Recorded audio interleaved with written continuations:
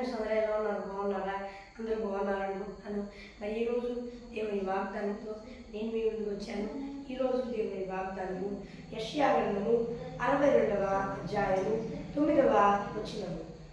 ధాన్యము కూర్చున్న వారే దాన్ని పూజించి యెహోవాకు స్తుతి చెల్లించాలి.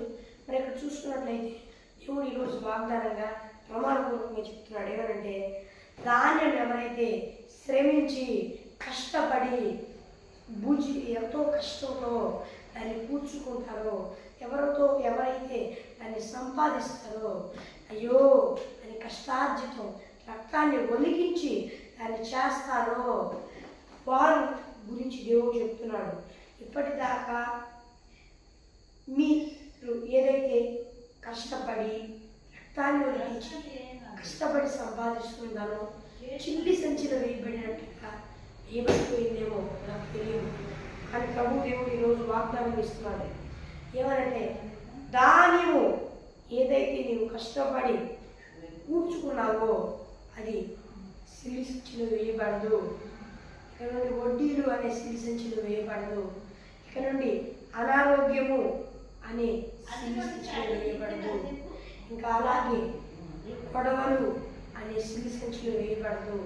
ఇంకా అలాగే వ్యర్థమైన అనే వాటి సిలి సంచిలో వేయబడదు. అలాగే ఏ సిలి సంచిలో వేయబడదు. మోసకరమైన దేంటిలో కూడా సిలి సంచిలో కూడా నీ ధనం వేయబడదు. నీ ధనం నీవు ధాన్యం కూర్చుకుంటావు. నువ్వేదైతే కష్టపడి శ్రమించి ధనం సంపాదిస్తావో ఆ ధనాన్ని నీవే పూజిస్తావు.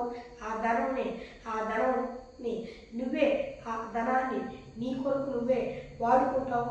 వాటిని ఆహారం కొరకు నీవే వాడుకొని ఆ ఆహారాన్ని ఏదైతే నీవు సంపాదించుకుంటావో ఆ ఆహారాన్ని నీవే కాపాడుకొని బయటికి వెళ్ళలేక నువ్వే సంతోషంగా తిని నన్ను స్తుతిస్తావు. ఇక్కడ నుండి నీ డబ్బు సిలి సంచిలో వేయబడదు. నీ ఆహారం సిలి సంచిలో వేయబడదు. ఇప్పటిదాకా ఏ ఆశీర్వాదాలు అయితే సాతాను గారి చేతిలో దోచుకున్నాడో ఇక్కడ నుండి ప్రతి ఒక్క ఆశీర్వాదాన్ని వాడు దోచుకోలేడు. నేను నీ ఎదుటి ద్వారా తెరిచా. ఇక్కడ నుండి దాన్ని ఎవడు ముయ్యజాలడు. సాతాను గారు ఇక్కడ నుండి నీ ఆశీర్వాదాలను దేని కూడా దొంగిలించడు. నీ ఆశీర్వాదాలను వాడు ముయ్యజాలడు. నేను నీకు ద్వారం తీర్చుకున్నా. దాన్ని ముయ్యజాలిన వాడు ఎవడు లేడు. దాన్ని సాతాను గారు దోచుకోలేడు.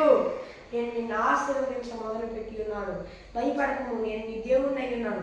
నీవు సంతోషించి తృప్తి చెంది నన్ను స్తుతించదువు అని దేవుడు సెలవిస్తున్నాడు. ఫ్రెండ్స్, మరి ఫ్రెండ్స్ ఈరోజు నేను వాగ్దానం చిన్న ప్రార్థన చేసుకున్నా. పరలోకమున్న దేవా, ఈ వాగ్దానం స్ఫూర్తిగా స్పష్టంగా మాట్లాడిన వేలాది కోట్ల చెల్లిస్తున్నాయా. ఇది బిడ్డలందరూ ఈ భూలోకంలో వారందరూ మీరు నమ్ముకొని మానవ పశ్చాత్తాపం పొందుకొని బాప్తిజం తీసుకుని రక్షణ పొందుకొని నీ ఆత్మ అభిషేకం సహించేయ. దాన్ని పొందుకొని కూడా దారి తప్పితే మరలా మానవ పశ్చాత్తాపం పొందుకొని రక్షణ పొందుకొని నీ ఆత్మ అభిషేకం సహించేయ. యేసు నామములో అడుగుచున్నాను నా వ్యవలోకమందున నా పరమ తండ్రి. ఆమేన్.